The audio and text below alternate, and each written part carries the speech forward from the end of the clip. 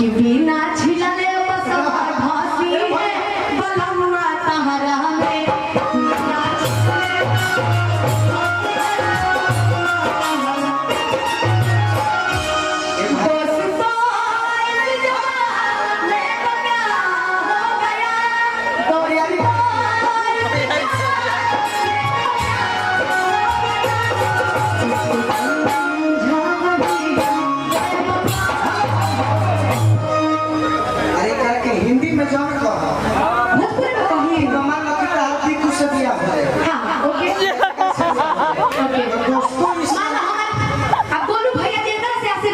भाई हो और भाई है बुरा ना सोची ठीक है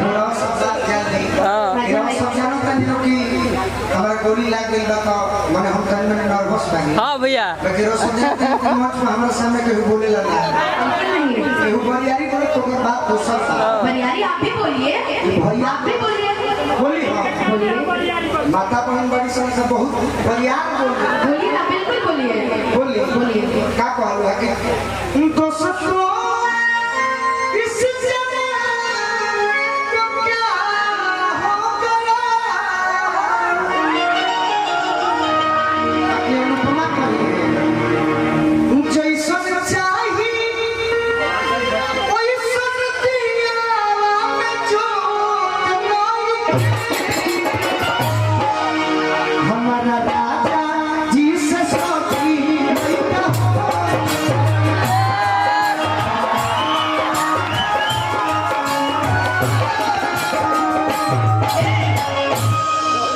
गोलू भैया जी से भौजी के लइका होत नहीं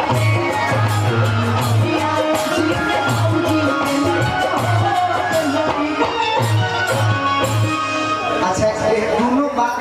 जी सर एक और बात सही निकल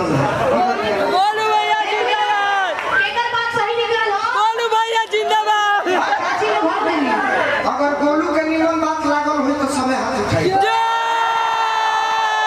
अपना के बात नहीं मना तो हाथ उठाओ ना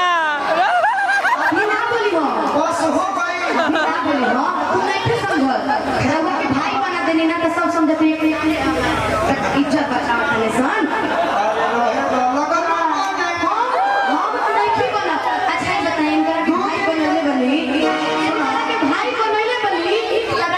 प्यार करेला करेला ना तीन का लगी है राहुल लोग के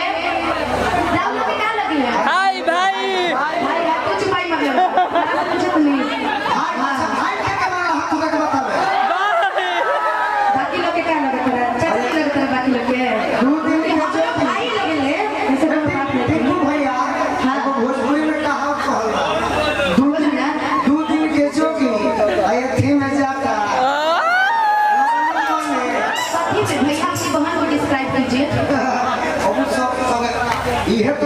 भैया आप बड़े हैं आप बहन को अपने समझाइएगा नहीं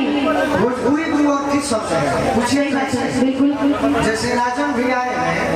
तो राजन भैया को राजन नहीं कहा जाएगा एक और थी मारविन भैया तो राजन पूजन हिरदा उर्दा अनुपमा अनुपमा गोलू गुलू जादो उदो टिंकू उदू golden golden this is Bhojpuri yes एक और का भोजपुरी कहल जाला जी ऐसे कहता नहीं कि मन हमारा परदेश जाए के चाहता है वही प्यारी अचलती से तैयार करहूं कछु जे भोजपुरी के ओरिजिनल श्रोता हो जान जे कि हम केकर बात कहत हैं सवाल जवाब छोड़ दे सवाल जवाब अलग बात बा कि भले हम इनका के कुछ और कहत नहीं हम कहत नहीं रहा सबके आज हम आ जाए बाकी हो जाता ना यूट्यूब वाला जुटल बड़े से एक महीना से रुपया कमाई है कुछ नोट के ना दिए ये से हम भगवान से मांगने की हे भगवान हे ईश्वर जे यूट्यूब के फेरा में रहता जे मिलियन बिलियन ट्रिलियन देखता यूट्यूब जल्दी बंद करो ये से कहते हैं कि मन हमार परदेश जाए के चाह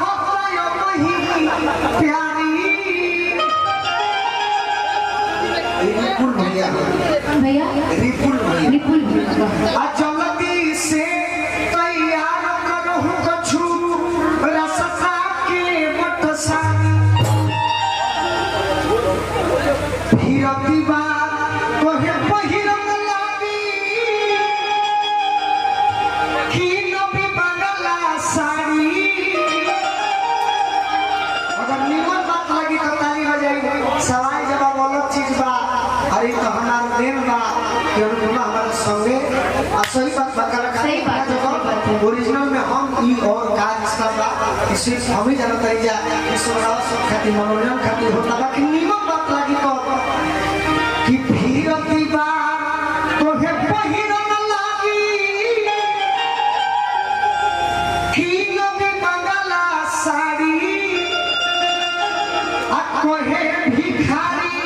खुशी रह घर में मत कर सोचा। यह भोजपुरी के ओरिजिनल लय है। ऐसे गीत हमारा बड़ी मन पसंद है हमारे नाम में बात एगो लड़की को हम दिया जतना देर तू भाई कहले हुए ओरिजिनल लाइफ में लोग जगह को कह देला अगर गोलू से बाहर हार होके डर होके बात किया और यारी ना कहे। मैं सच बताऊं तो मैं हारने जीतने के लिए नहीं, मैं सच में गोलू की से बहुत कुछ सीखती हूँ। मैं दिल से बताती हूँ। हाँ, सीखती हो? मैं सच बता रही हूँ। अच्छा मैं आपसे बिल्कुल मैं आपको गोलू मानती हूँ। जितने लोग मेरे साथ मंच पे गाते हैं देखो गुरु चला पर को चुटकी ला मारा में स्टैंड चला के सोच सही अनुपमा लिखा चेलिन गोलू रजन गुरु अनुपमा लिखा चेलिन कहली कि गुरु जी मुझे आपसे संगीत सीखना है। आज होगा चंदन भाई सुनिएगा यहाँ भैया ऐसे गाड़ी स्टैंड चला के प्रोग्राम में जाना होगा। अगर तुम मेरे पास आना राजन भैया तो कोई भी बात तो नहीं में देखो देखो चेला जाके कह के गुरुदेव ऐसे ऐसे कर लगा लागिला चेला का होता लागिला लागिला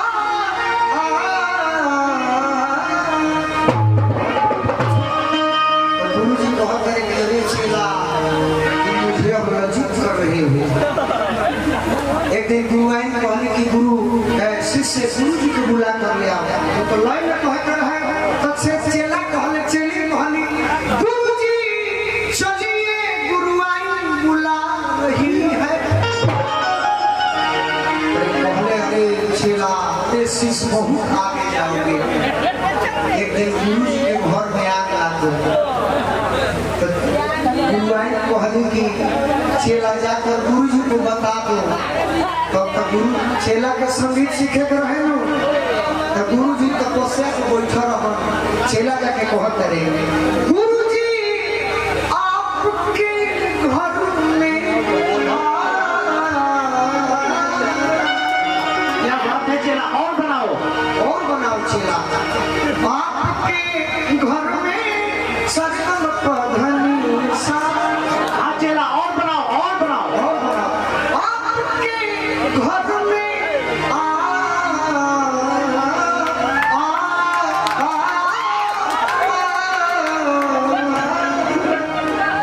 और बनाओ और आगे बढ़ो। गुरु जी कहते अरे चेला क्या हुआ तेरे घर में बताओ। तो चेला कहता चाहे चेली कहते कि गुरु जी आपके घर में आग लगी है। तो गुरु जी कहता है कि अरे चेला मेरे घर में आग लगी है और तुम इतना संगीत बना रहे हो चलो चल के बुताया जाए। तो चेला कहता नहीं गुरुजी जाने से कोई फायदा नहीं है क्योंकि घर के साथ साथ गुरुआई भी राख हो चुकी आई काल है तुम्हारे।